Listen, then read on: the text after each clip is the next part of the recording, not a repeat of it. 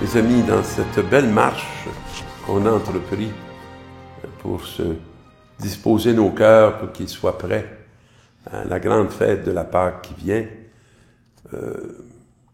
nous avons dans la première parole, qui est l'Évangile,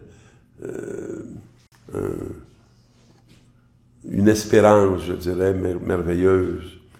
Quand je lis, c'est la prophétie du temple relevée en 3 jours.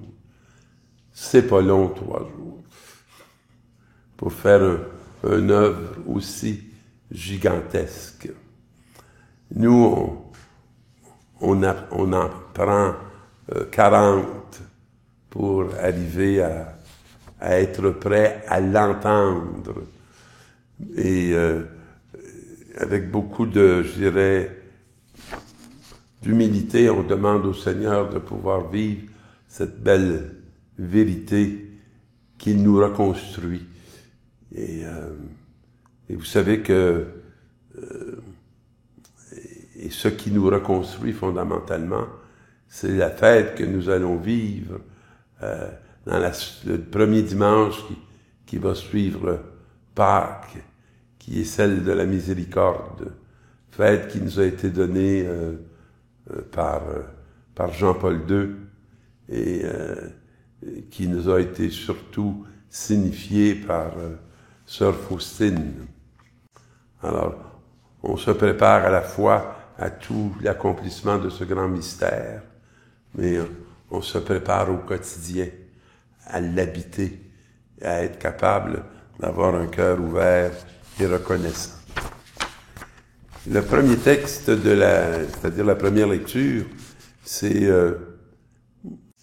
le don de la loi par Moïse.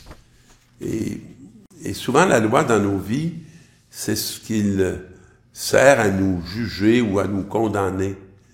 Alors que le sens profond de cette loi, c'est d'avoir un chemin qui nous conduit à la vie. Et ce que j'aime bien, si on lit le début, sur le Sinaï, Dieu prononça toutes les paroles que voici. Je suis le Seigneur ton Dieu qui t'ai fait sortir du pays d'Égypte, de la maison d'esclavage. Alors ça commence pas par un commandement, ça commence par un acte de Dieu. Et cet acte de Dieu, c'est qui nous a fait sortir de l'esclavage. Et ça, c'est vrai pour chacun de nous, peu importe à quelle époque on vit. On est comme des esclaves qui avons à faire l'apprentissage d'une liberté. Et d'une liberté qui ne vient pas des hommes, mais qui vient de ce que Dieu va faire dans nos vies, qu'on est appelé à reconnaître. Tu n'auras pas d'autre Dieu que moi. Et tu ne feras aucune idole, aucune image de ce qui est là-haut dans les cieux, ou en bas sur la terre, ou dans les eaux par-dessus toute la terre. C'est Dieu l'unique. On peut s'attacher au mot, mais fondamentalement, Dieu unique, Dieu premier. Et c'est à moi que tu vas rendre un culte. Mais on dit, oui, mais c'est quoi les autres cultes? Ils sont tellement nombreux, les autres cultes. Au sexe, à l'argent, au pouvoir. Hein, c'est une vieille histoire. Et lui, il dit, je suis un Dieu jaloux. Et tu feras du sabbat un mémorial. Il nous arrête dans la course folle, effrénée. Puis là, nous, on est super stimulés dans des sociétés comme les nôtres, là, avec... moi, ce que je pense souvent, ceci, quand j'étais jeune, je lisais passablement de livres. Et vous savez, dans un livre, ça prend plus de temps avant de saisir l'image que le texte veut auquel le texte veut nous conduire. Mais à la télévision ou sur les écrans, le nombre d'images qui passent par minute, ça ça entraîne notre cerveau dans une folie qui s'arrête plus. Hein? Alors,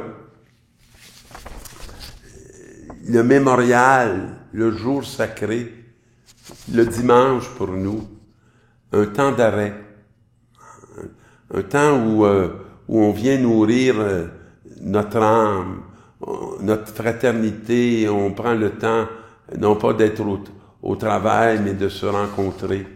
C'est un don extraordinaire dont on a perdu souvent le sens dans nos sociétés de consommation. Alors, le Seigneur a fait le ciel et la terre en 6 jours, et le 7e, il a béni le temps du repos. Alors, tu ne commettras pas d'adultère, tu ne commettras pas de vol. Et là, on entre vers la fin de ce texte sur des interdits.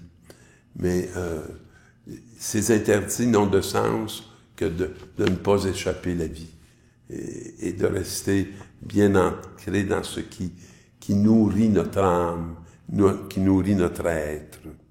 La deuxième lecture, sagesse du monde et folie de la croix. Frères, alors que les Juifs réclament des signes du Messie et que le monde grec recherche avec une sagesse, nous proclamons un Messie crucifié. Alors, Paul, il le met le contraste. La foi chrétienne a quelque chose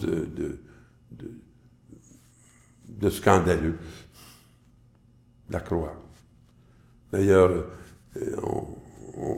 on porte tout un moment ou l'autre dans notre cœur un sentiment de révolte par rapport à la douleur, à la souffrance, à la croix, jusqu'à ce qu'on puisse en saisir la signification à partir de Jésus, qui ne la fuira pas, mais qui va l'établir comme son trône pour que règne la justice de Dieu et la capacité de l'humain à s'offrir jusqu'au bout et à s'anéantir dans une confiance en celui qui fait toutes choses nouvelles. Et dans l'Évangile, comme je disais au début, moi j'aime beaucoup ce temple relevé en 3 jours, parce que ce temple, c'est nous. C'est nous qui sommes demeure de Dieu, nous qui sommes habités par Dieu, et qui sommes souvent vidés de ce Dieu par des sagesses qui sont des folies pour Dieu, qui nous enferment dans des réalités qui ne font que nous détruire plutôt que nous bâtir et nous construire. Et là, on voit Jésus qui va chasser les changeurs du temple, qui ont fait du temple un lieu de commerce. L'homme, la femme, les enfants ne sont pas des objets. Ils sont des sujets de Dieu. Ils sont des sujets de relation. Et nous en avons fait du bétail à consommer, à acheter,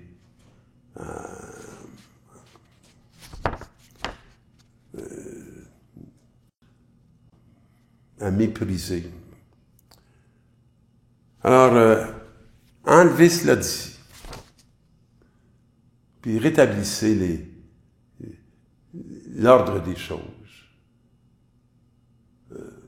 Assumez que vous êtes sacré et que vous êtes appelé à être le corps même de mon Fils et que vous êtes appelé à être l'Église, que vous êtes appelé à être ma demeure. Et là, dans les gestes que Jésus pose, qui sont forts dans ce texte-là, les Juifs interpellent. Quel signe peux-tu nous donner pour justifier ce que tu fais là? Et il leur dit, détruisez ce temple et en 3 jours, je le relèverai. Alors, ils détruisent dans une jouissance qui n'a rien à voir avec la joie. Et lui, en 3 jours, il rebâtit parce qu'il s'offre dans la vérité de ce que l'être humain est appelé à devenir, à être, pour qu'on puisse se relever de nos cendres et qu'on puisse accomplir ce pourquoi Dieu nous a envoyés et établis. Mais le temple dont il parlait, c'était son corps.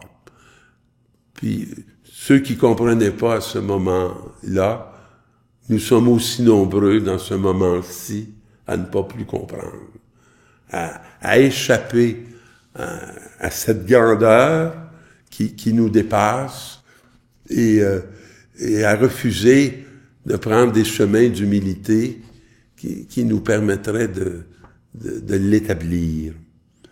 Alors, ainsi, quand il ressuscita d'entre les morts, ses disciples se rappelèrent qu'il avait dit cela. Ils crurent aux prophéties de l'Écriture et à la parole que Jésus avait dite.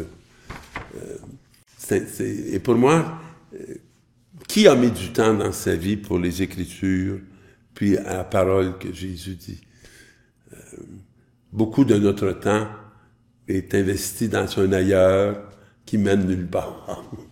Alors qu'il y a un présent qui conduit à bon port.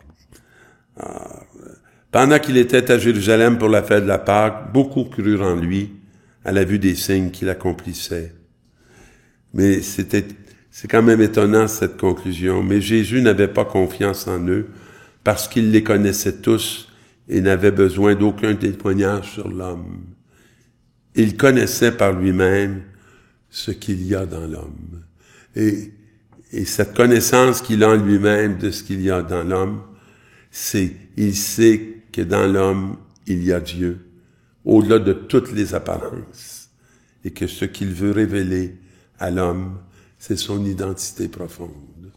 Alors, mes amis, on se dirige vers ce grand temps de gloire qui est la Pâque, mais préparons-nous et demandons à l'Esprit de nous y conduire et aussi, après cette fête, de nous y reconduire pour qu'on puisse vraiment être ces témoins de la résurrection et d'être vivants dans ce corps qui nous met debout en Dieu.